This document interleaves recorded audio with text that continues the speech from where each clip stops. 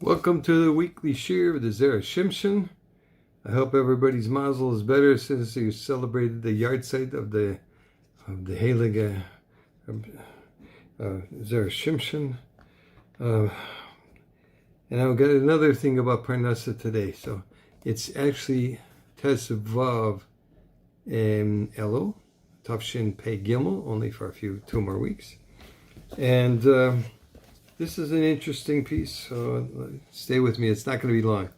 Bracha is not complete until the money arrives. It says, Yiftach la Hashem l'cholas oitzoroi hatoiv eis hashamayim l'seis matar artzacha be'itoi lavorich eis kol ma'aseh yodecha. That's the pasuk in this week's Parshat Kisavoy and Chavches Yud Beis. Hashem shall open for you his storehouse of goodness, the heavens, to provide rain for your land in its time and to bless all your handiwork. Now you might say that, in these days and age, rain is not such an appealing aspect of our lives, since most of us don't find it helpful. But in the old days, when most people it was an agricultural society, an agrarian society, and you needed that rain. So therefore, it was very important that the heavens would open and rain and people would make brachas. Okay. Now, what does it mean when it says to bless all your handiwork? The Gemara says it means on a rainy day, even the tiniest coin in your pocket will receive a blessing. It's the Gemara in Tainis Daf 8 Amud Beis. What is the connection between the blessing for rain, what the pasuk is referring to, right? It says, he opens the heavens, Hashemayim l'seis matar artzacha be'itoi, and the rain and the blessing and the coin in your wallet. Why are Chazal telling us that these two very disparate blessings are connected?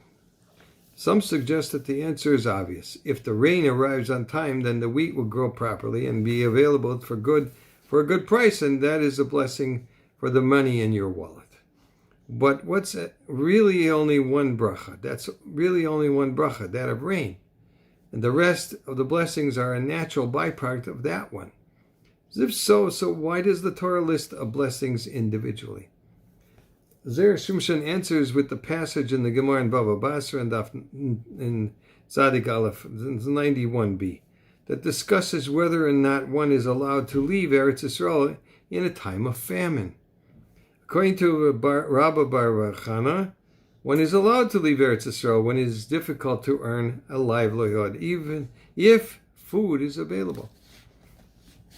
Rabbi Yochanan recalls a time when the price of wheat was very low, yet many people in Tiberia died from starvation, since they didn't have even the minute amount of money needed to buy wheat. That is why the Torah adds a bracha for money after the bracha for rain. Even if Hashem sends the rain in its proper time and the price of wheat is low, the bracha is not complete unless people can earn money to purchase the wheat they need. So says the Zera Shimshon in Ois Ches. And we have a segula for today. As many people know, deciding to begin learning a seder in Zera Shimshon and actually following through with one's intention can affect a person's situation in numerous ways. Okay, my problem was Parnasa, not mine personally. He's telling a story. Okay, I worked in the insurance business, and whereas in the past I had been able to find new clients with ease, suddenly nothing was working. No matter where I turned, who I spoke with, met with, nothing worked, and I found myself at a standstill. Well, there are some businesses where having a limited pool of clients is enough.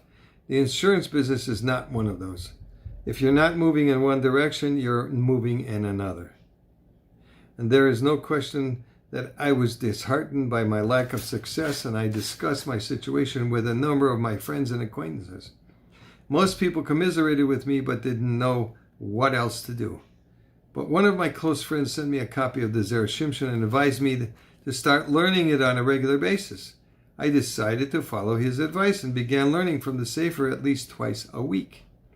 In all honesty, I felt a certain intangible change almost immediately. It was as if something was telling me that my mazel had changed and that things were going to get better. become better.